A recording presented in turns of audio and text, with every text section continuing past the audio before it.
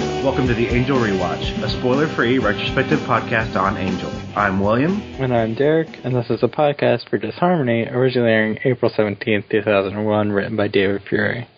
Wesley is telling Angel the ground rules for his new position at Angel Investigations. The real gut punch comes, though, when Cordelia tells Angel she's excited to get the agency back up and running, but they are no longer friends. She has a vision shortly thereafter, and the guys rush out to save the subject of the vision. As a girl being attacked by someone in a blue robe. Alone in the Hyperion, Cordelia begins to hear noises. She realizes she isn't alone, and a figure emerges from the shadows. It's Cordelia's high school friend, Harmony. Harmony tells Cordelia she just got out of a bad relationship, and she needs somewhere to stay. Cordelia invites her back to her house. Angel, Wesley, and Gunn find a vampire attacking a girl, and Angel stakes him. They're confused, though, as the vampire is wearing a green robe. When Gunn goes to look for the blue robe vampire, Angel talks to Wesley about Cordelia. Wesley tells him that she just needs time. Harmony and Cordelia are laughing, reminiscing about high school. They talk about how much they've changed and then Harmony gets rather sad. She tells Cordelia that she's just hungry. Cordelia orders pizza, and she doesn't notice Harmony change into vamp face. Things get even more Three's Company when Harmony comes into Cordelia's room in the middle of the night and Cordelia thinks she's a lesbian. Harmony tells Cordelia that she thought she could control her urges, but she can't. Cordelia, even though understandably thinks that Harmony is gay because of the language she's using, tells her that it's alright. Though the next morning, Cordelia calls Willow, asking her why she didn't tell her that Harmony was a lesbian. Willow, confused, tells Cordelia that Harmony is a vampire and she has to get out of her house now. Harmony overhears that phone conversation and asks Cordelia what she's doing. Willow then calls the Hyperion and Angel Wesley rush over to save Cordelia from getting her toenails painted by Harmony. Wesley warns Cordelia about how evil Harmony is, but Angel, seeing that Cordelia just wants to let Harmony live, takes her side. Harmony then comes back to the Hyperion and is her usual annoying self. With Gunn's help, Angel Investigations discovers that the vampires are part of an organization. They aren't killing their victims, they're turning them. In fact, they are in a conference hall meeting, and we see that as a vampire pyramid scheme. At the Hyperion, Cordelia finds the leader online, but Harmony destroys the computer by spilling her blood on it. Cordelia takes Harmony to the host. The host tells Harmony that she's already on her path, she just has to keep following Cordelia. Wesley, Gunn, and Angel find Cordelia, and they tell her that they need her help to find the meeting place of the vampire pyramid scheme. Cordelia asks Harmony if she's going to be alright alone, but then Harmony follows them anyway. Harmony realizes that her path is to be one of the good guys now. They all find the meeting place. Wesley and Gunn scope it out and leave Cordelia and Angel to guard the front. Angel tells Cordelia that she can't really trust Harmony and she will turn on her. Angel tells her that she doesn't have a soul like him. Cordelia points out that Angel's soul didn't stop him from turning on her. Wesley and Gunn come back and tell them they can't get inside. The room stops anyone with a soul from entering. They convince Harmony to enter in their place. Harmony goes inside and listens to the speech. She then comes outside and lets them into the back. But it turns out that Harmony was just betraying them. The vampires attack and a battle ensues. During the battle, Cordelia backs Harmony into the wall. She lets Harmony live but tells her to get out of her city. When Angel goes to comfort her, Cordelia tells him not to say a word. The next day, Wesley tells Angel that he just needs to be patient and give Cordelia time. He won't be able to buy back her affection. Angel says he understands, but then Cordelia screams in the next room and bursts in. She is ecstatic because Angel got her clothes. She kisses him on the cheek and they both bounce up and down giddily while Wesley frowns. When Cordelia goes to celebrate some more, Angel walks out of the office very pleased with himself, and that's the end of the episode. Don't we kill him anymore? Yeah. I wish that they killed Harmony.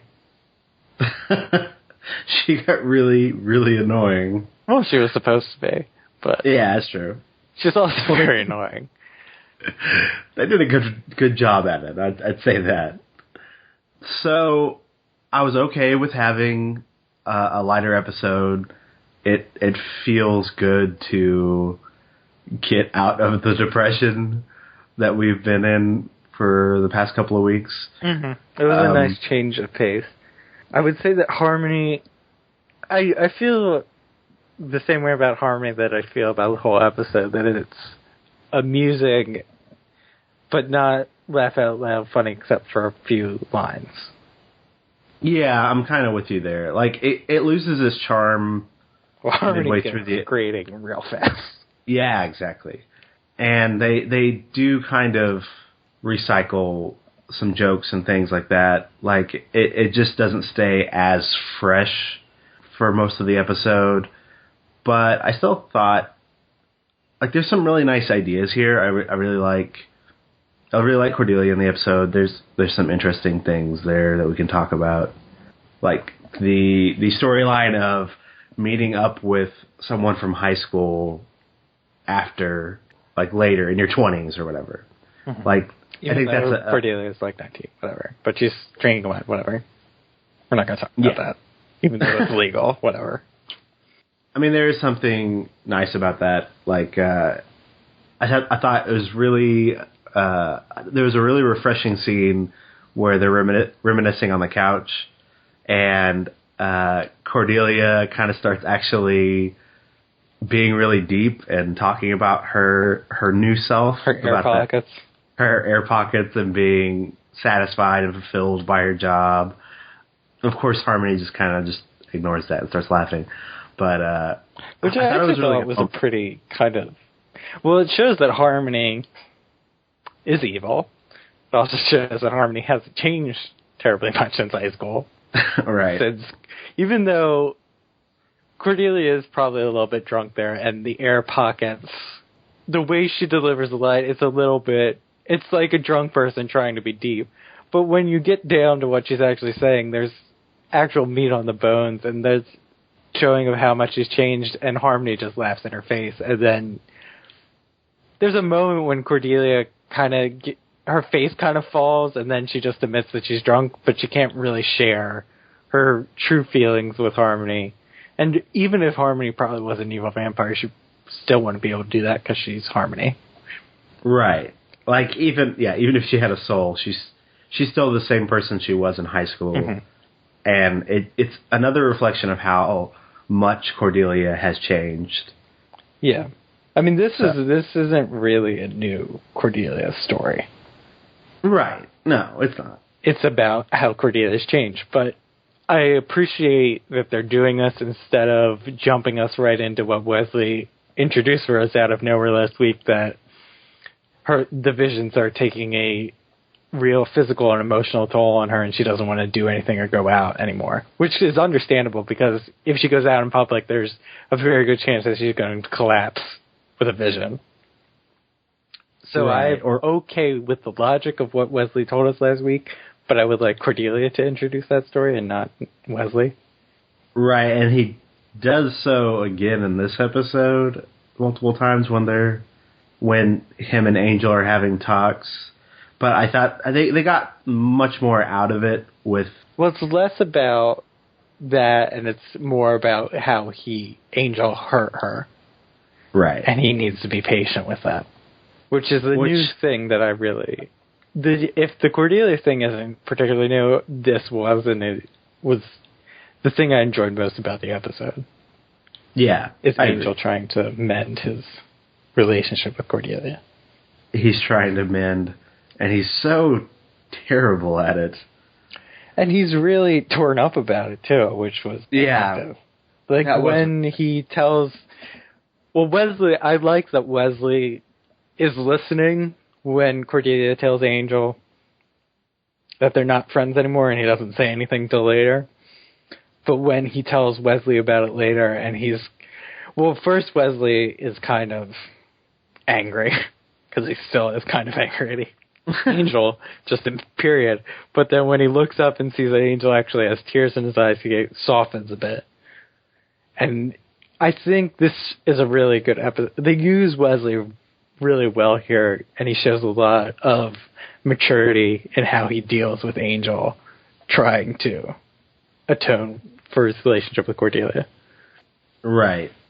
So, did you have a problem with Wesley as the boss and everything? I do have a problem that Wesley gets the office. I mean, I'm not going to get over that. I don't understand why anybody's in the office.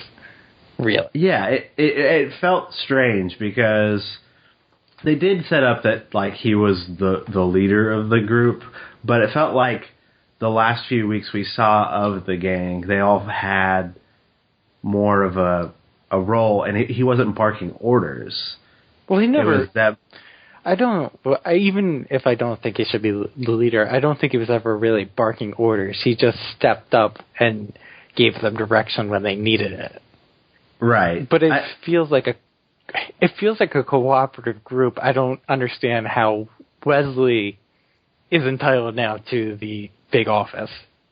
I mean, ultimately it's a big hotel, but well, he's sitting in Angel's chair. He's behind Angel's desk.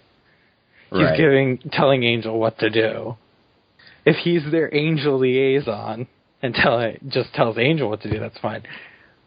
I'm okay with, even if I don't like that Wesley gets the corner office, but I'm okay with how the power dynamics seem to be in this episode. That Cordelia seems to run the two desks out there in the office, let's say, just sure. Behind the lobby counter, and Gunn is out on the streets, and Wesley is, I don't know, the brains. I really don't know what Wesley's job is, to be honest. Yeah, he looks in the book. He can look. Yeah, he's really doing the same job he was now. He just has a big cushy office. All right, and occasionally gets to go, hey, you go left, you go right. Yeah. Angel go towards the screaming girl. Yeah, so he pretty much has the same job. I liked more of, like, at the beginning of the episode, the almost hazing of Angel. Like, yeah, it was funny and cute in like a pleasing kind of way. Although it gets much deeper with Cordelia. I like the we're not friends scene was very effective. Well, I really like before that, it shows how much she's changed because she's so excited to actually get the business up and running, where before this was just her day job, where now helping people has become her real passion. Because she's not talking about being an actress anymore. Yeah. And she so easily could have, like, lied and talked that up with Harmony because of how vapid Harmony is. No, and she doesn't really put on a front with Harmony. She's pretty... Because she looks like such a mess when she's in her sweats. And her hair's tied back. God, what a slob. But she doesn't really hide that things aren't going well for her. Which in season 1 she definitely did, because it wasn't Harmony she was talking to on the phone. I forget which Cordette that we never heard of before called Cordelia, and then she lied about how awesome her life was at the end of the episode. Right. Still has Dennis. Well, she's not going to get rid of Dennis. And Harmony's afraid of Dennis. So, what did you think of the Harmony bedroom scene? Oh, is that what we're going to call it? Yeah. Okay. I mean, it's in Cordelia's bedroom, whatever. Well, it's going to come up in feedback whether we think that Cordelia comes off as a little bit homophobic. I say she doesn't, because essentially in Cordelia's mind, Harmony comes into that room to rape her. And it's not that ridiculous to me that Cordelia thinks that Harmony is a lesbian off of what they talk about, because the verbiage for vampire attacks have always been rather sexual. Right. Harmony even uses the word luscious. Yes. Yes, she does. It is such a... I mean, it could go so terribly wrong, but given who Harmony is and just the way they've talked about vampire attacks before, I completely buy that Cordelia thinks that she's a lesbian and all the wacky mishaps that happen after that, which is really just one more scene. Yeah, I was... watching us on Rewatch, I was just waiting for the Willow phone call payoff. I mean, the Willow phone... That's just to set up the Willow phone call, which is way more funnier, probably because it doesn't involve Harmony. Yeah, probably. And it's just well, I mean, Cordelia just puts her foot in her mouth. Well, yeah. But the other thing is, though, that, like, Harmony, the actress, she's not bad, but she's not as good comedic timing as Charisma Carpenter or Allison Hannigan. Like, she's amusing with the lines that she's given, but she mostly comes off as annoying.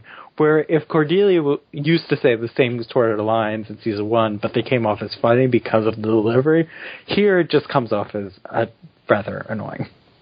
That's my problem with Harmony. Well, I think it's part of her character. It is part of her character. And it does grate on you. Like, but she could be more funny than she actually is.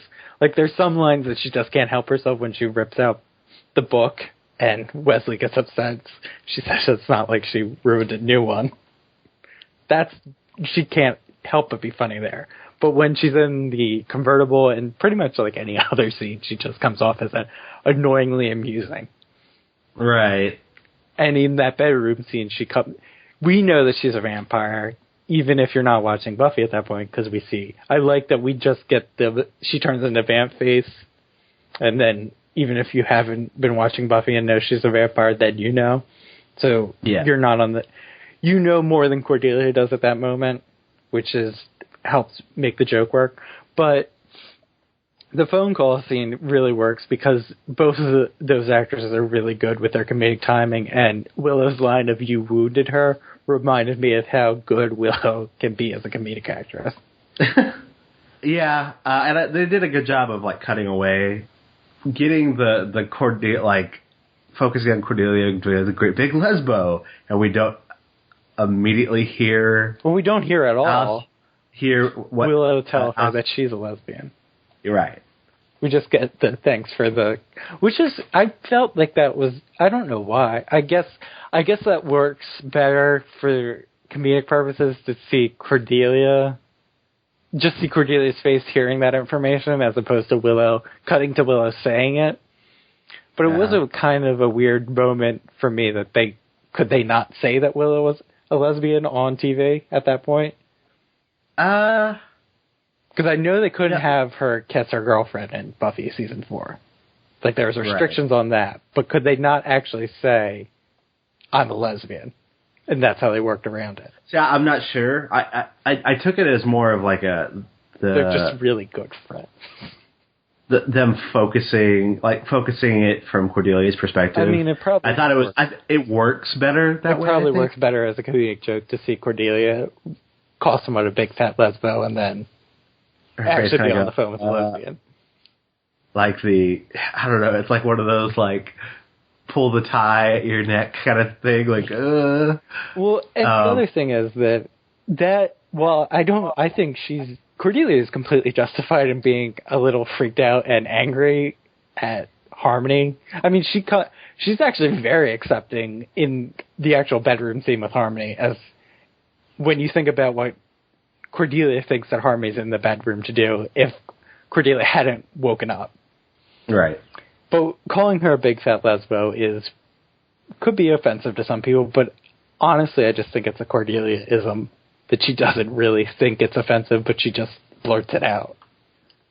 Right. I think Cordelia, I mean, that's just part of her character that she just says whatever comes to her mind, even if it is, sticking her foot in her mouth.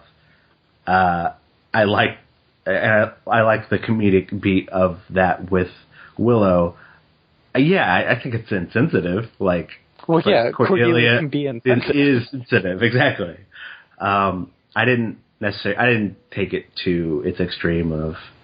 No, I don't think that Cordelia is homophobic at all. I think she has a very understandable reaction to what Harmony does.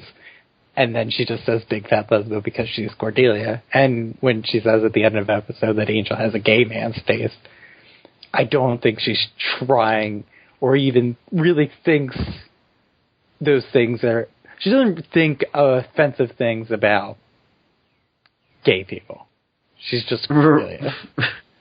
It's mildly offensive. It's mildly homophobic.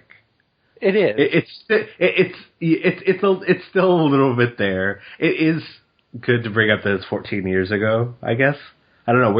It's weird that we're in such an accepting time now. Well, we're not in an accepting time. Well, that's not true. I'll say that I think people are more aware of things that they say sometimes in certain circles. The younger generation, I would say, like my generation and your generation, we're the same generation, but if you want to, right, if you want to separate out by 3 years, but I'm trying to connect, whatever. But I understand what you're saying. It's weird to see it in that light that it could come off more offensive than it was now, 14 years later. Because I don't think if Cordelia, they would have not had that line if it had aired today. With Cordelia's generation and who she is, they wouldn't have gone there, I don't think. She wouldn't have called Harmony Big Fat Lesbo, and she wouldn't have said that Angel has a gay man's taste.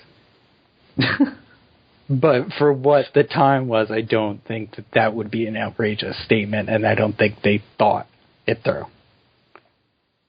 But it certainly can be construed as offensive, and it is for some people, but I don't. We've probably spent more time on it than they ever probably thought to spend time. Right. They probably just thought they wrote a funny joke. And it was a funny joke. It was a funny joke, yeah. It's still, mines that from the character. And it's interesting. I mean, it's still interesting to talk about. Mm-hmm. But I really did like the Harmony host scene. Mm-hmm. Well, I like that the host, once again, sends... I don't know why they keep going back to him for, like, evil characters, because his job is to send them on their path. And yet again, he's done his job, but they're probably going to have a problem with the fact that he told Harmony just to keep following Cordelia, and that ends up with Harmony betraying them. Right. The hostess, like, always puts them in peril, but he's not... They're just not listening to him, I feel, because he's not sly about what he does. Right. Whether they're evil or they're good, he puts them on their path. That's all he's supposed to do. And he has never said otherwise. But they think that he helps them sometimes with their problems, so he must help everyone to be good. Right, and it's really more like that Cordelia is so trusting about Harmony that, I mean, everyone else, like even Angel, like confronts her and says that, she's going to betray you. Mm-hmm. I think, but the host was witty and funny as ever. I had to look up what cacophony meant. Really? Yeah, I did. Wow. I'm bad. That's sad. I'm Harmony. I'm freaking Harmony. That's so pretty. What does it mean? So, wow. Okay, I just blew my mind with that. Talking about why Cordelia trusts Harmony, that's the one... Well, the big problem I have with the episode is there's really not a whole lot of tension to the whole Harmony thing. It's pretty obvious she's going to betray them, and even before that. And then the fight is rather easy. There's not a whole lot of stakes or threat to having Harmony in their midst, because she's either just so ridiculous, or she's so obviously evil and going to betray them. So there's not a whole lot of tension in that story, and there could be. Like, to compare it to something like Sense and Sensitivity, which probably for me is still the gold standard of a funny Case of the Week episode, where there was real tension in the cops acting so abnormally and under that curse, where this is just amusing at times and funny at other times, but there's no real tension in the story. But the other thing is, I don't think Cordelia is stupid for trusting Harmony. I think I can see reasons why she would, but I'm not sure what they are. Like, I can guess, but I don't think Cordelia is stupid for trusting Harmony, but I'm not sure why she's trusting Harmony. Well, I also think, it's really interesting because Wesley has the very Buffy view of... Well, he has a very Watcher view of the vampire from, like, the pilot of Buffy that Giles lays out for them. And this season has actively grayed that line. Like we have had characters like Merle or the Demon Protector in the season premiere. Well, I think if we're just talking about... Well, we've already established there's good demons. I think, though, if we're talking about vampires, though, Darla is definitely not... I mean, Darla's evil. I don't think we can... And Harmony is as well. But I don't think you can say that Darla is just... may have the memories of when she was a human, but she's not that. And the face, but I think... there's definitely more connection than what Wesley says. Right. Like, Harmony is still so very much her previous self, just evil. Mm-hmm. That's why I'm really okay with it, because she acts so much like Harmony, and she really is Harmony, that I'm willing to believe that Cordelia just really thinks she's harmless. Right. And they talked about it on Buffy Rewatch that Harmony's personality as a human was so strong it kind of overpowers the demon, which I think really kind of works here, because she is so... She does come off as harmless because she really just acts like Harmony and an idiot. Right. But is it just that? Because I feel like it has to be something more that Cordelia... Because there's definitely a scene... we really need to know why Cordelia goes to Willow, okay, I'm going to get out of the house, to... We cut to the Hyperion, and then they go save her, and Harmony's pinning her toenails. Right. I mean, besides comedic effect or whatever... well, then Harmony... I mean, in that scene, Cordelia completely trusts Harmony now. And she... Yeah. The only reason she goes is she needs help. I mean, is it tied more in with the Angel portrayal?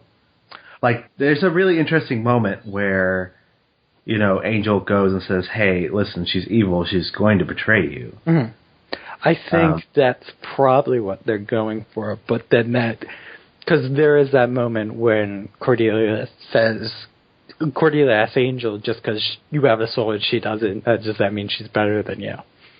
Right. And I think that's what they're going for, but then that argument ultimately just becomes about why she's angry at Angel and less about Harmony. But I think if there was maybe like a couple more lines, I think I'd feel more... Because I don't feel bad about it. I just feel kind of iffy on it, of why she's trusting Harmony. Because I think it is the fact that Angel was a vampire with a soul, and he did something bad. So why can't Harmony, who's so silly, even though she doesn't have a soul, be harmless? And asking for help. Yes. Yeah. And it could also be that being around... Because I didn't like the exposition dump of Wesley telling us how terrible Cordelia's life has been. I do think they've established that she doesn't have any friends. I think that's been pretty firmly established. And she certainly doesn't have any female friends. So she's going... So here comes Harmony, who reminds her of how she was in high school. Even if she's happier now than she was in high school, she still had more friends then, and Harmony represents that. And she's also just a female friend that she can bond with. Right. Because I don't think Angel is going to paint her toenails. I mean, he might. I mean, if he didn't buy the clothes, I think he would have resorted to that. Yeah, I mean, there is a lot of interesting things that you can mine from that. Like the fact that she doesn't have friends, doesn't have real connections. It felt like, if you had the phone call from last week where, she's like, well, I don't have any friends. I think it was like 2 weeks ago. That was 2 weeks ago. Yeah, 2. I mean, it was one. Yeah, 2 weeks before they went, she was driving to Stephanie's family's house.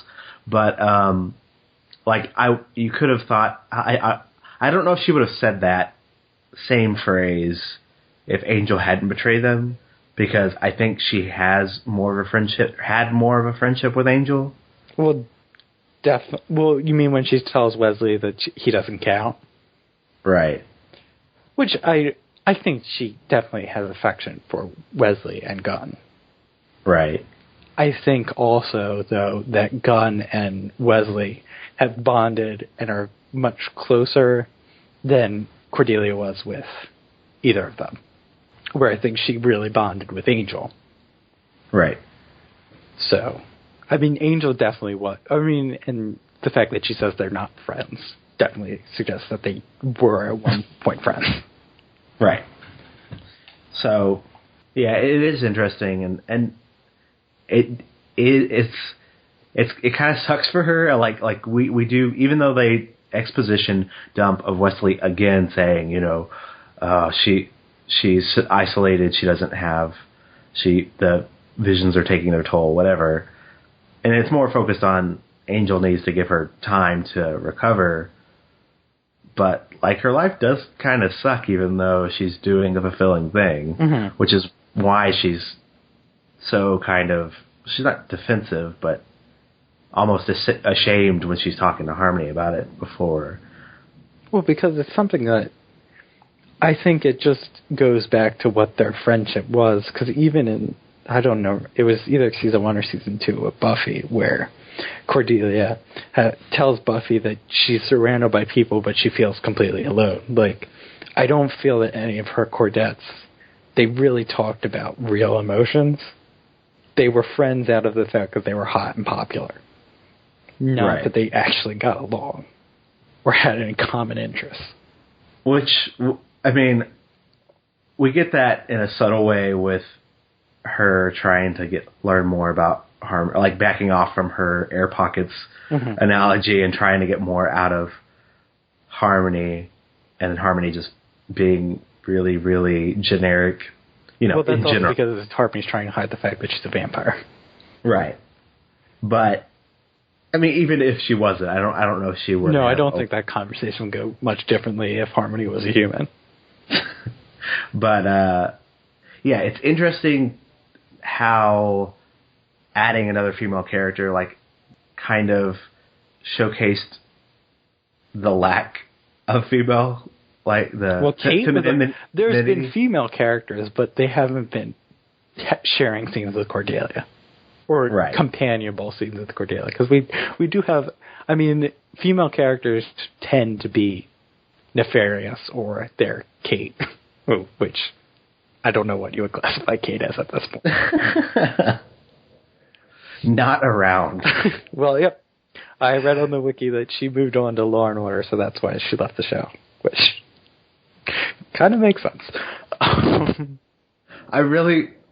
never knew that, but I kind of wish they kept her character name. I'd feel so much better if she was also a cop. That would be amazing. If Law and Order crossed over with Angel, that she moved to a different city. And they had a line about she had something happen in LA. Ooh, I would watch Law and Order if that was the case. And then all of the case of the weeks in Law and Order, like you think they solve it, but really it was like vampires really doing solving it privately, and it's really a demon. I really like this idea. Well, you do know that Law and Order actually does cross over with a bunch of other shows, because there's one character named Munch. And I forget what the actor plays it, but he'll show up on shows as a cop named Munch, so then technically they all cross over with Law and Order. It's just a running joke on TV. I forget. There's a trope. I forget what it's called. It's probably called Munch something. Anyway, but technically Angel probably could cross over with Law and Order. The Law and Order universe is very large. It's a very complicated mythology.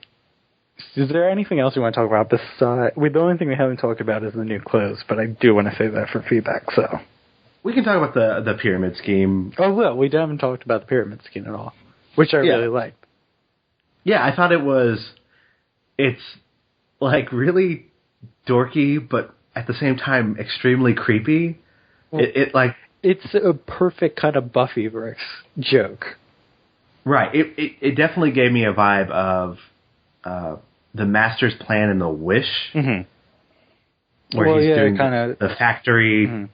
But I like that it takes something real world that's ridiculous and adds a supernatural bent to it and an evil bent to it, and it's equal parts like funny and terrifying when you think about it. Right. Like there was something, funny about them. All right, get up here, guys, and like when he got I forget what robe he changes into, what color, but then they all give him a round of applause. Like yellow to blue. I don't know. Yeah, I think it was like yellow to blue. And but then he like Harmony got really excited about her robe when she portrayed them. I actually really like Doug. Too bad he's decapitated. And I don't think there was a lot of mileage out of that character, but I really liked him in this episode. Actualizing your undead life, or whatever, your potential. Your undead potential, or whatever. Yeah, it was nice to get, that real world ridiculousness. And it's still ridiculous, but it's still terrifying because they're vampires, like, watching that vampire, like, come up to the stage and then feed on the human. Mm-hmm. Was still kind of creepy, dark, whatever. Robin will mention it in feedback, but I am not a fan of when they get betrayed, suddenly all the vamps are running out the door. Like, I get that Angel's infamous, but... No, it's a very easy fight. But... Yeah. Also, I do see that they're probably not... Eventually they could take on... I mean, let's just say that, but I feel like eventually they could take on Angel, but a lot of them are going to die in the attempt. Right. I guess it's true. And how much how dedicated are they to this cult or whatever? Mm-hmm. Okay, we can just move on to feedback now. Okay. So first up in feedback we have Robin. He says, 100 vampires run away from 4 people. That's a low point for logic.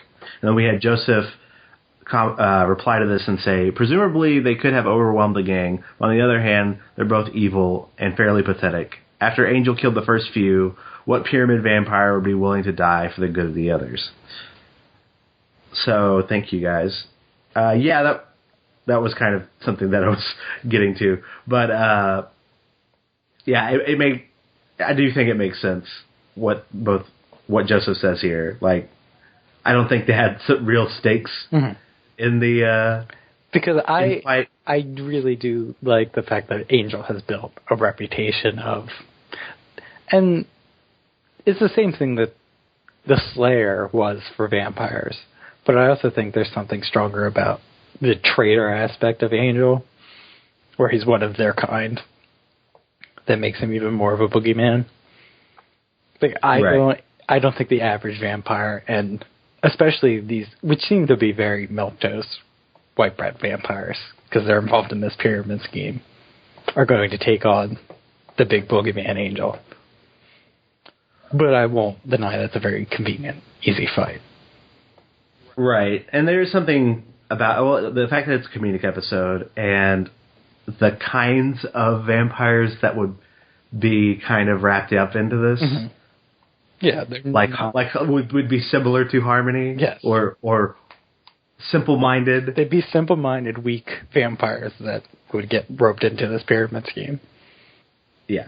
So I'm kind of okay with the running. I kind of wished.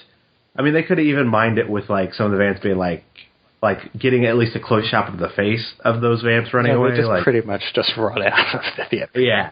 So it's kind of like Mm-hmm. Like I think they could have done a better job of.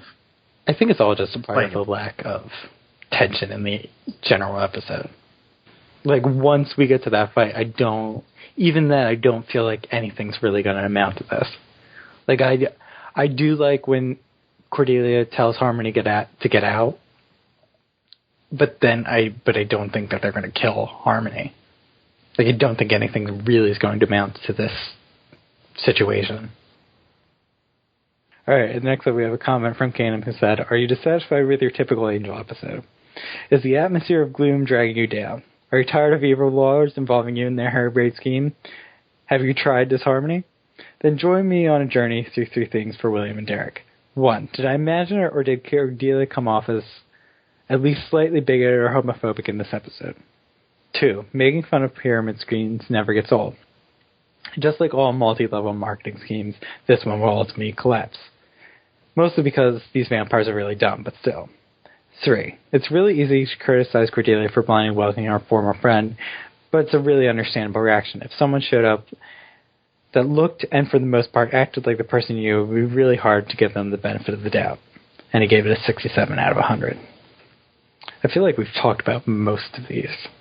We kind of brought his "Is Cordelia homophobic?" into the main episode discussion. Yeah, into the meat of the discussion. Yeah, and we did kind of say that the kind of people that would be part of the pyramid scheme would probably be weak-willed and ultimately dumb. And also, I don't know if there is, like, we've never seen a vampire, like, really be that kind of leader that could keep a bunch of evil, soulless things together. Like, is there something about that kind of being soulless that you can't maintain that kind of connection? Like, even... No, you can't really build loyalty. Even the Fang Four ultimately break off several times. Yes, but there's also a lot of sex going on there, which is how they build their connections. But I did want to talk about the third one. Like, we did kind of talk about it a little bit, but I don't really fault Cordelia because she is, the Harmony is just acting completely like Harmony, and how would you react if that person? But like, I think it comes to, like, Cordelia realizes it by the end of the episode, and Harmony starts grating on her halfway through the episode. Like, that car ride, everyone is fed up with her. Yes. She kind of just wants to leave her at Caritas and be done with her. And it's kind of sad because it's not that she's a vampire that she wants to leave her there. That's the thing that actually really works.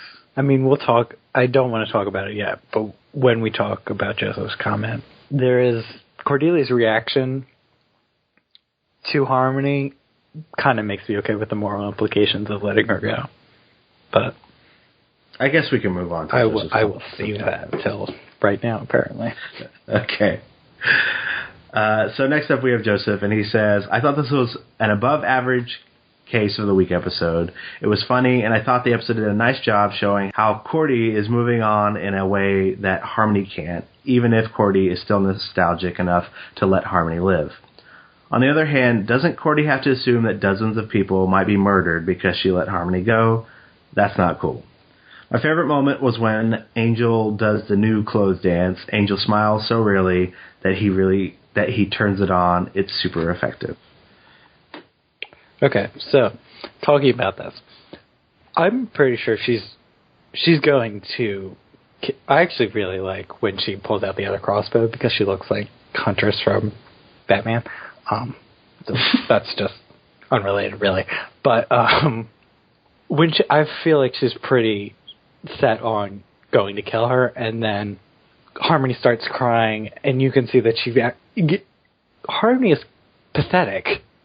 Like, there's a sympathetic nature about her, even though she's evil and she's a vampire and she doesn't have a soul. She really is pitiful, and I think that's ultimately why Cordelia lets her live. Because it's just kind of sad to kill her at that point. Yeah, I still it hit me kind of like Joseph did. Like, it's still kind of you guys are like, wrong. There's something. Like, it kind of works when Angel does it because he was in such a gray area, and because I don't know that. And it's interesting to get that from Cordelia, but it does feel weird. Like, she is going to kill humans. Whether she's pathetic or not, she's still a vampire. She's still super strong. She's still... I mean, she's still going to at least bite other people. Mm-hmm. No, I don't... She's going to murder people. But. It's not... It's not a flawless logic moment. I don't think they're even suggesting that there's anything semi-dark about her letting her go. I think it's supposed to be that she sees her as so pitiful that she can't bring herself to do it. And the other thing is Harmony keeps... Because there's been times where vampires have pretended to have the emotions and connections just to betray people. But Harmony really does seem to want to be Cordelia's friend.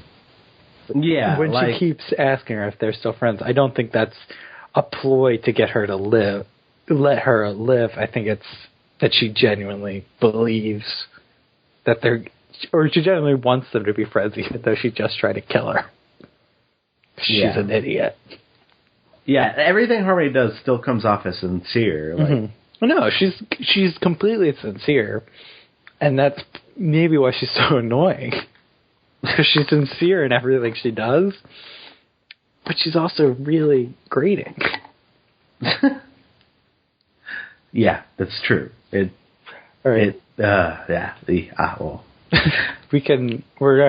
next comment's also about the new clothes thing, and not really want to talk about the new clothes, so. Okay. Next up, we have Rogue Demon Hunter, which he reblogged the gifts that I did, and I think this is a part of Tumblr I'm not super familiar with, but I think it's a roleplay blog where he's role-playing as Wesley on Tumblr. I'm not sure. But anyway, he reblogged it, and I thought this was a comment worth including, where he said, so about the new clothes dance scene. He said, the most misunderstood scene in the series. Most see it as funny and amusing, but it's actually sad. Wesley defends Cordelia, telling Angel she's changed, and how he may shrug off being a hero, but she cannot do the divisions. Angel completely ignores him and treats Cordelia if she can be bribed. So, thank you, Wesley. What do you make of that? Because I'm not sure if I agree. I'm not sure I agree either, but mainly because of the tone of the episode. But you do definitely get Wesley's, look of disapproval. I think that's more to be funny, though. And I'm not sure he's necessarily saying that Cordelia has changed and you need to respect her space. And I think the fact that she gets excited about new clothes doesn't mean that she hasn't changed. Right. And it's not like that relationship is instantly mended. I'm not sure about that. Well, So I think it is. I think there might be some lingering feelings, but she's definitely not. Well, I think it's safe to say she's definitely not going to treat him like she's been treating him the past few episodes. But is it more about the clothes than them actually having an honest conversation previously in the episode? Like when Angel is actually up front? It's not the same. No, there's definitely a version of this season where she continues to be mad at him, and it's not until the finale or something where he does something that wins her back her trust. And that version is probably called Arrow Season 3. But not talking about a show we're not doing a podcast about, I feel I'm okay. I mean, one, I find it really funny and charming how happy Angel gets. Just his little jumping up and down giddiness. And the other thing is that relationship has been one of the best parts of the show that I can understand why they want to fix it in an episode. So I'm actually okay with if I enjoy that scene so much that if this fixes their relationship, at least so they're cordial with each other, then I'm okay with that, even if they've fixed what is a pretty big problem in one episode. Yeah, I don't know how I feel about that. I mean, I like that relationship a lot, so it's going to be nice to see again. Mm-hmm. But I thought that was the most effective tension they had in the group was between Cordelia and Angel. Mm-hmm. Like having her say we're not friends was actually really affecting. They did do some TV cliche convention of. Well, like during the scene when she's like, do you know how worried I was that you were going to turn into Angelus, that you were just going to go, like, how crazy it would have been if you had gone and slept with Darla. I'd never do that. Looks at the camera. Yeah, like that thread feels like they can pull that later. Oh, yeah, I'm almost positive they will come back to the fact that Angel slept with Darla. I don't think anyone's going to be okay with that. So at the same time, if they do instantly fix it, I don't know. It's sad because I actually was getting a lot out of her not liking Angel and Angel just being so crushed. And see Felicity be mad at Oliver. Yeah. Because I do. Okay. All right, I don't really want to talk about Arrow. I do, but I don't think we should. I don't think we should, but I do think it's worth mentioning that it has colored both of our opinions of this season and the gang's estrangement from Angel. In that Arrow, which Oliver Queen is a very similar character to Angel, he's been estranged from his team. The reasons have been very different, but I think they have developed, on Arrow now, they have developed all the side characters much better than they did on Angel. Right. And I think it's colored our opinion of how they've done on Angel, because Arrow is doing it much better. And that is what I will say about that.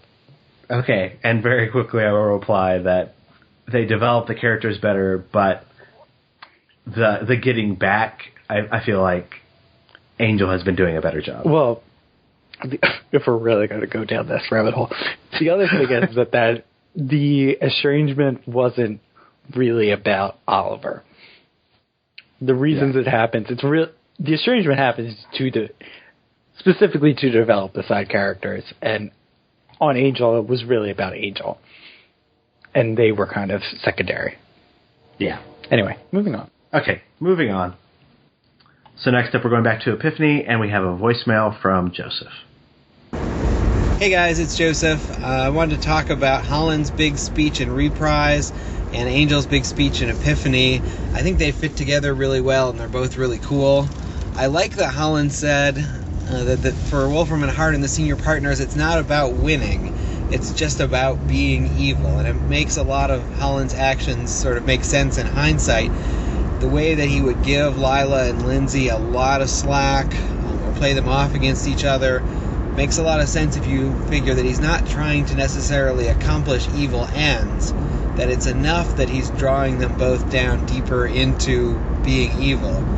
And it works well for Angel, too, when he has the opposite realization that he doesn't need to accomplish necessarily grand good things as long as he's being good and helping other people to be good. It makes a lot of sense for a show about second chances, where your main character's name is Angel, that he's in this conflict with Wolfram and Hart for really the souls of the people in Los Angeles, and that's cool. But then I thought, what if that's what Wolfram and Hart wants him to think? And I don't really think this is what the writers are going for, but it makes a lot of sense in the story, which is right now Angel thinks that nothing he does matters, so he doesn't need to concentrate on ends, only on how he goes about things. But in fact, everything we know suggests that Angel is kind of the most mysterious character we've seen in the Buffyverse, with the most sort of explicit destiny. He's now had 2 unexplained miracles on Buffy and at least one on Angel. Plus there's this prophecy. Somebody brought him back from hell. We don't know who. Somebody saved him from exposing himself in the sun. We don't know who. Somebody seems to have led him into Kate's apartment. He may think that nothing he does matters, but it seems like it matters to somebody. And it'll be interesting to see how that plays out. Then I'd also like to say goodbye to Kate and wish I could say goodbye to Lindsay. Kate, it's really a shame. After the rewatch, I see why I liked her character, which is I always forget the middle of her story arc. The beginning was strong and the end was strong, and as long as you cut out the whole middle, she is a character with a lot of potential. And it's a shame they couldn't do more with that potential, because I really like the idea of the character. I thought she played well against Angel, and it's a shame she didn't work out. Lindsay, on the other hand, there's just nothing right about him. Christian Kane shows flashes where he could be a decent antagonist. I like him when he's a scummy lawyer, kind of Lex Luthor to Angel's Superman, relying on his brains instead of his power. And I like him when he's in his just don't give an F Deathseeker mode because it's interesting, but those are pretty rare. And then there's all his other personalities. When he's just bitter or jealous of Angel, it's kind of pathetic. And here, where he's kind of a stalker, what the internet calls a nice guy, obsessed with Darla. It again makes him pathetic and not at all interesting. It seems like they could have come up with a good antagonist for Angel over these episodes, and certainly Holland was one, but Lindsay never worked out, and I don't even see any potential in his character, and that's a shame too. So thank you, Joseph. Mm-hmm. I really liked him talking about Angel's has of people in the Buffyverse. His destiny has been he's had the most interaction with that, like in a bigger sense. No, there's more than probably any other character. There's the sense there's a greater power at work. Well, I mean, obviously the powers that they are interested in Angel for whatever reason. And it's something we didn't mention on the podcast, but something I wrote in my review is in Epiphany, Lindsay actually talks about how they had to disenchant that ring. That you want to talk about the ring again? Well, no, that the Earth is not the home base. What are you talking about? Lindsay talks like in Epiphany. Lindsay, goes, "Where did you get that ring?" Mm-hmm. And Darla goes, "It's okay, it doesn't even work." And he goes, "Yeah, it doesn't work because we spent the whole meeting disenchanting it. Yeah. Like the entire elevator ride is a stall tactic to keep Angel from actually getting to the senior partners." Is it? It is. How? What are you basing that off? Lindsay says they had another meeting, and that was the meeting. In Epiphany, Lindsay comes into the apartment and is all concerned about Darla, and then he says they were in a meeting, and then we find out the meeting was to disenchant the ring. But they said that it took the entire time from. But where are you getting that as a stall tactic? I'm not disagreeing that Holland they use Holland to get Angel to commit suicide or try to. I'm not saying that's not like the senior partners. Well, they get him to abandon his quest. Yes. I certainly think there's a reason that Holland is in that elevator. The fact that they had to disenchant the ring suggests that it actually was more powerful, because all that Holland says is, "Oh, you want to go to the home office? Okay," and then they go down the elevator. There's the misdirection of it, like looking like it's opening up to hell, mm-hmm. and then they go back to Earth. Yes. So you're saying that I never took that home. I mean, Earth is literally the home office. Yeah. I never took. I think that senior partners exist on a different plane of existence. I think the fact that Earth is the home office means that there's evil on Earth, and it is never going to go away. In the grand scheme of things, I think that is a very true statement. But the phrase "home office," I don't think that the Earth is the home office. I do think. Well, I didn't say it was Holland. I think Holland is purposefully lying to him, and I don't think he's lying about the fact that there's evil everywhere. No, he's the devil. He lies with the truth. Okay, yes, yes, okay. I think we're saying the same thing, but we're disagree. We're not understanding each other, because I don't think literally that the home office is Earth. I think that Wolf and Bernhardt will always exist in one form or another because they're evil incarnate. I think that the senior partners are somewhere, and I don't think they're in. I don't think that's just a ruse. I think so the ring allows Angel to find the senior partners or something. I don't care. It's supposed to allow him, because the ring is how that senior partner manifests into our plane. Okay. So I think it's supposed to allow him to go back. Okay. So I get that. All right, fine. And it's also really interesting because he says, "Hey, take me to the home office," and they do the elevator ride, and he gets they do, the reveal of, oh, it's actually Earth, and he's like so broken by it that he like gives up. But so in the verbiage, if you think Angel gets back into that elevator, so why? So what does the ring means nothing now, because I just don't think the ring means nothing now because it should allow him to get to the Home Office. But I don't think Wolfram Hart can just choose where they take him. No, he just doesn't know how to actually use it. Oh, he doesn't know how. And the fact that Wolfram and Hart, I think, immediately has to disenchant the ring is really interesting. It takes the whole meeting to do it, so I don't think they immediately do it. But I think they had an emergency meeting right after that incident. Yes. They start disenchanting it, and it takes them to like the next day to actually do it. Right. So I think when he's on the elevator, it technically works. Yeah. Okay. Potentially. And the thing is, in the way that Holland is speaking, he talks about, like, once the reveal happens, Angel is like, it's not.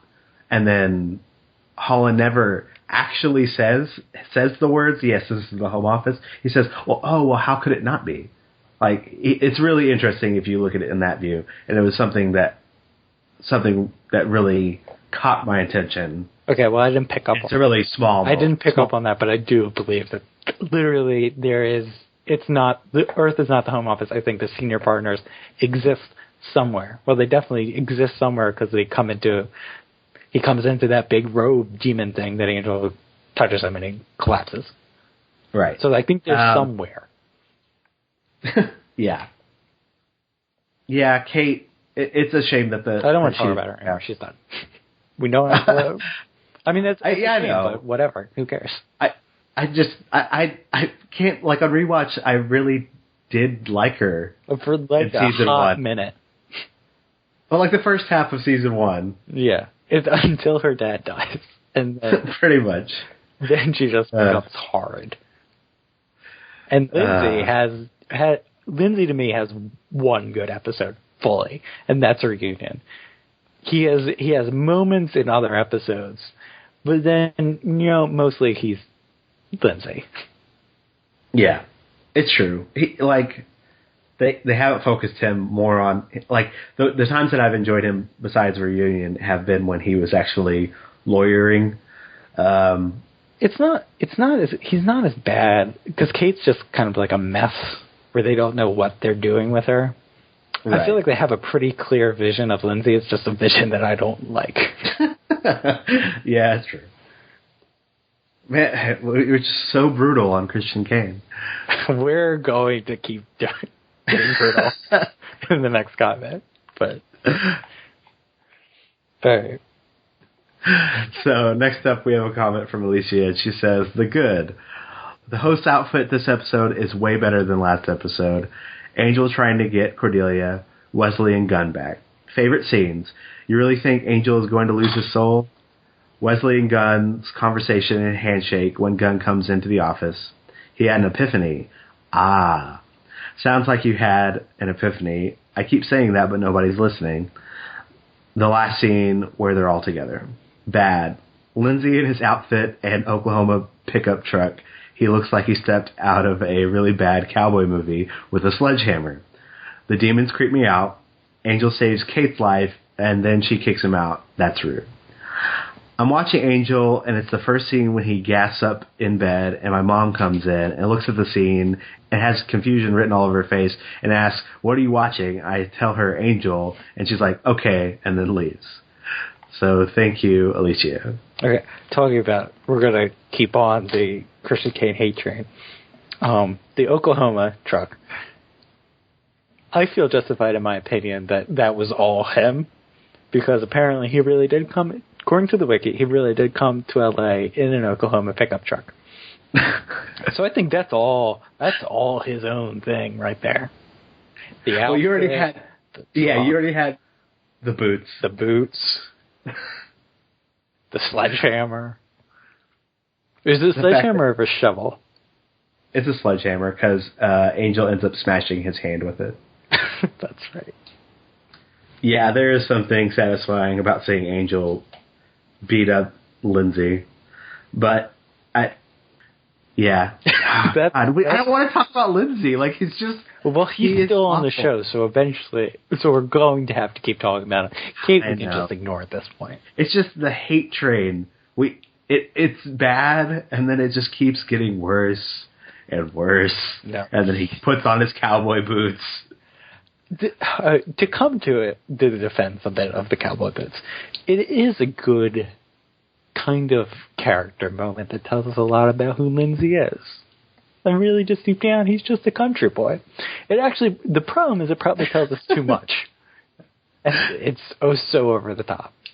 It is over the top. Like, that every scene he is in that episode, minus the opening of him being concerned about Darla, is way over the top. He's over the top there. He's over the top. He loves to chew the scenery, and not in a good Holland way.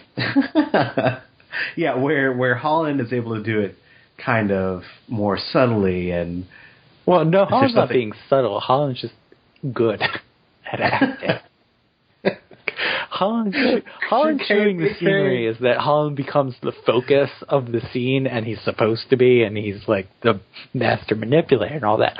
Lindsay chewing the scenery is like, I'm going to take this scene, even though no one wants me to have possession of it. He steals it, but not in like an exciting way.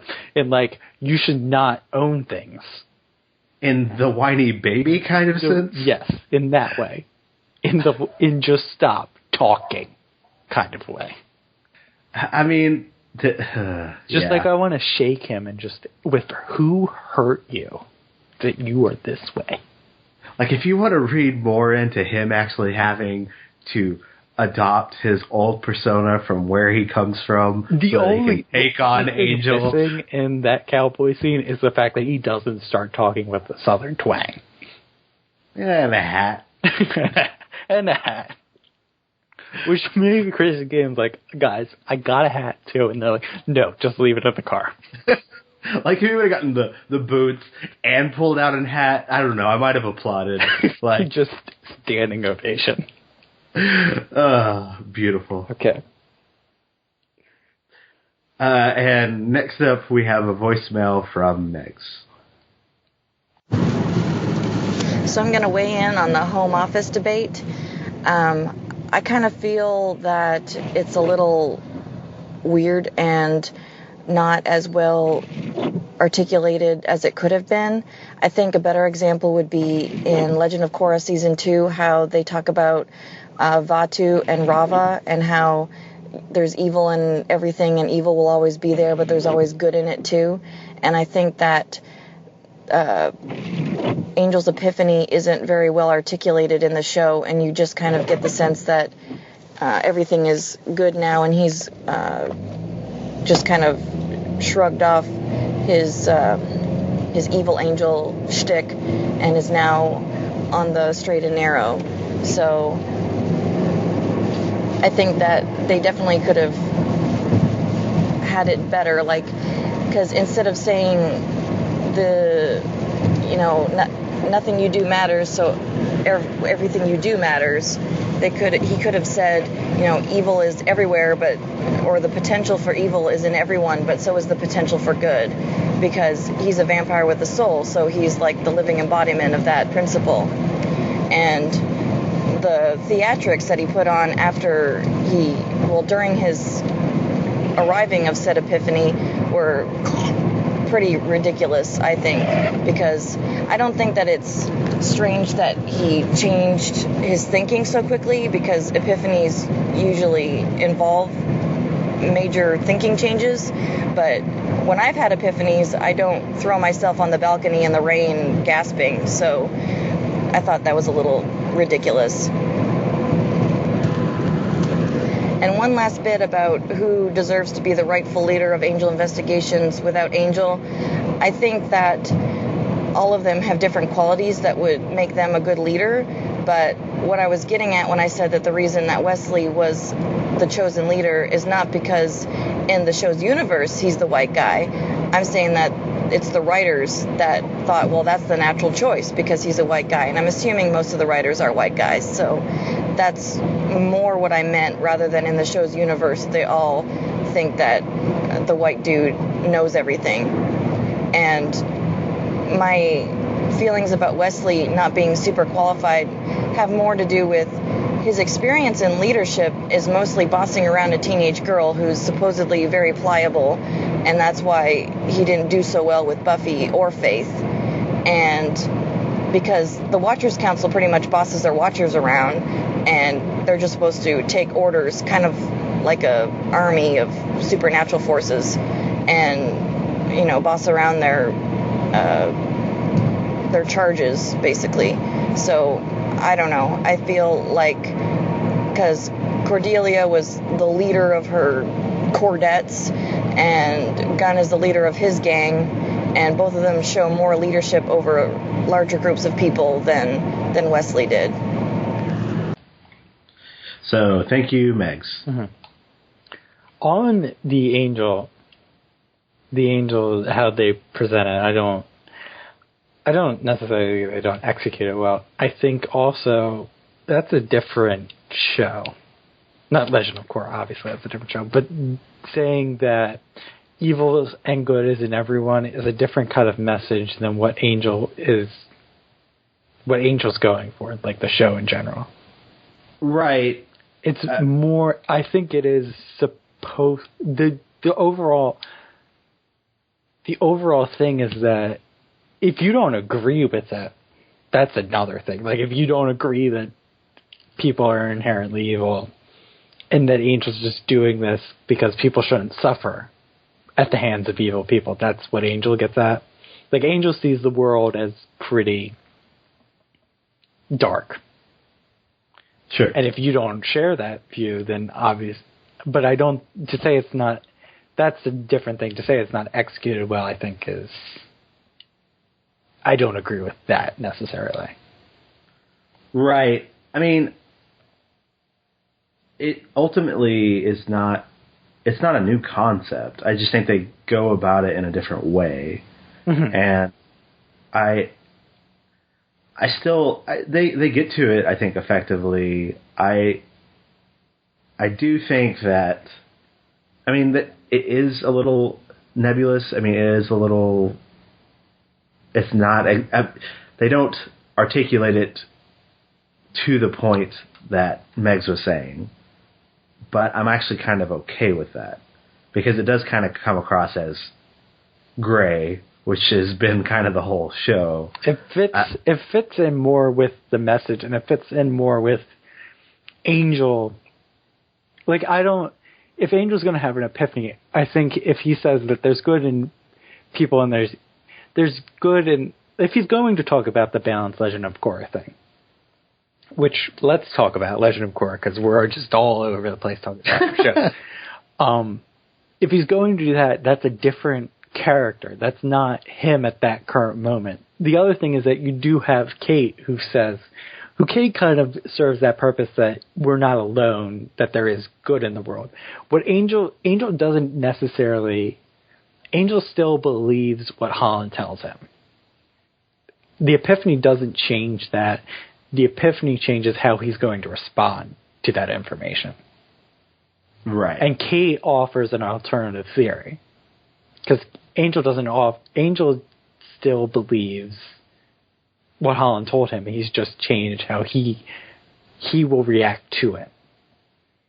Right, and it's not like just because they don't straight up say, like, but there's good in people. Like, saying that there's evil in people, that's not a big concept. But I think that they do a good job of saying, yes, that there is capacity for good in people without actually having to say that.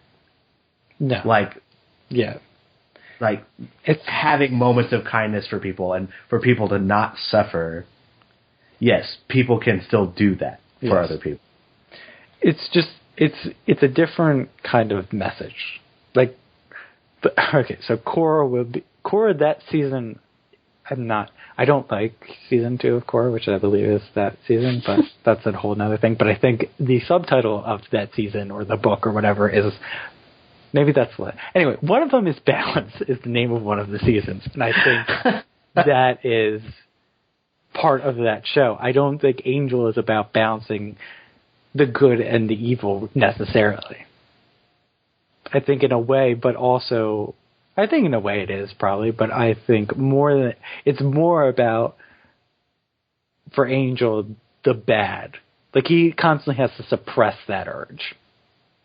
So I think that him turning around and saying that there's good in people and there's bad in people is too much of a, 360 epiphany sort of thing. Right. I think that more fits. What he says more fits with who he is. And part of it, I mean, what I've got most out of it is just his perspective on people. Mm-hmm. Like, his view of the world. Yes. Like, the moment he comes out of the elevator, like, him looking at people doing everyday thing and only seeing, like, the absolute worst things in all people in that moment. Like, a mom just trying to discipline her kids. Yeah, and he sees that as an abusive parent. Yeah, exactly. Which, no, that mom was, like, the kids were, trying to steal something? That kid was out of line. But it just, his view of the world has changed. Yes. And how he's going to approach it, like you said, has changed. So if you don't agree with him, that's, like, I'm not saying that I agree with how Angel views people or the world, but that's also not the show's message. Right. So, and as for everything else, I mainly agree. Like, the epiphany is ridiculous. Just the epiphany face? Yeah. Well, Angel's a drama queen. It just is. He wanted more excuses to keep his mouth open. Yeah. And I feel like we've talked ad nauseum about the Wesley being a leader thing. Yeah, I think so too. I mean, I don't know. I don't feel like anyone. I don't know if anyone was accusing Megs of saying that in the show, in the world of the show, that Wesley's the leader because he's a white guy. I think we were all in agreement that it was the writers. Right. But okay. All right. Last up and finally, I just want to address something that I'm not going to read the comment because it wasn't very nice, but we had it pointed out to us that it is explained in the episode what the glove does, because that was one of my questions. And the glove just, right before he gets stabbed, what's his face? Denver. Yeah, see, the whole thing I just care so little about. So that's why I don't remember details. Anyway, so Denver tells Angel, you touch the senior partner with this glove and that's all you have to do. So we missed that, but I feel like we were justified in talking about the glove as much as we did because it is the focus of the episode. And the episode again becomes about Angel's emotional space, but for the majority of that episode and for the majority of the season so far, Angel's emotions have been just backroom noise that have existed, but we're not really taught. It's only when he gets to the elevator with Han and what Han tells him that it rushes to the forefront. Because before that, I really do feel that the glove and all that is the forefront of the episode and it's the driving force. And it's not about how Angel's suffering. Right. I mean, the glove is still a MacGuffin. I mean, it's still that's the whole purpose of a MacGuffin, that it's built up as something important, and then literally it has no impact whatsoever. Yeah, it has as much impact as it kills a senior partner or makes him go poof. Yeah, it makes him go poof, but it doesn't actually have any resounding impact on the episode or the next show. Episode, but useless. But what I would say, even though the focus of the first half of the episode is Angel, hopping from place to place, there you can read a lot into his desperation in that. and his anger in that space, so that you can still be in his headspace. No, I think I obviously got a lot more out of I think the beginning of the episode. Does do a good job of translating Angel's headspace into the mood and atmosphere of the episode, but I think that still it's not, the focus is really not on his emotions. That's just my opinion. That it's not on his emotions, and it's about that glove, and the emotions just serve as backroom noise until he gets in that elevator, and that's where the episode takes a turn, and where I really enjoy it. I don't feel that they steadily do that throughout. Yeah, I mean, I think that they do a good job at that, like, of his emotions going over to the boiling point, and that the elevator scene finally, like, encapsulates all of that. Mm-hmm. And it still is a twist, because we're not getting to that fight and it becomes just a talk, but I don't know. We just had differing opinions on the episode. Okay, so let's talk about more differing opinions and get into scores and favorite moment. Okay. For my favorite moment, I went with the earlier scene in the episode with Cordelia telling him we're not friends. It was really effective to see that relationship completely cut off. I know they eventually make up at the end of the episode, but to also get, the genuine hurt in Angel's eyes, and like he's really cut down deep by it, mm-hmm. and he's affected throughout the episode by it. So, okay, so speaking of how they make up, that is what I went for, which is the new clothes dance, because I just it's so charming. Is what it is. It's just, we never see Angel smile, so when he does, it just gets to me. And he's so happy, and the little bouncing up and down with Cordelia, and juxtaposing that with Wesley's just disappointment and just so over it. It's the funniest moment in the episode to me. It's one of the funniest moments, I think, of the show so far, honestly. Huh. I thought it was cute. Well, maybe not funny. It was cute. It was cute, and it was funny, but no, I mean more cute than funny. Yeah, because I didn't laugh out loud, but I was smiling through it. Okay, all right. Scores. I ended up giving this a 66. Oh, okay. So we're not that far off. Because it's good. It just could be a lot better. It's good at the things that it's doing, but it's not at the level that the show can be at.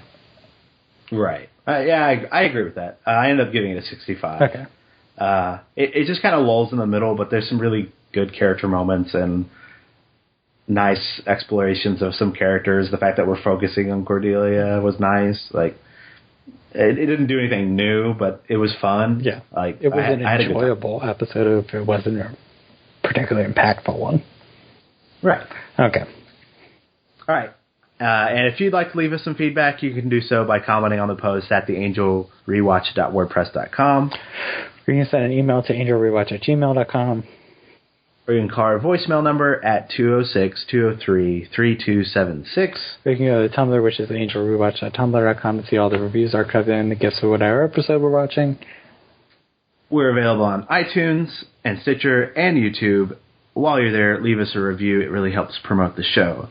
You can follow me on Twitter at NerdGuyWilliam. You can follow me on Twitter and Tumblr at TheComfortador.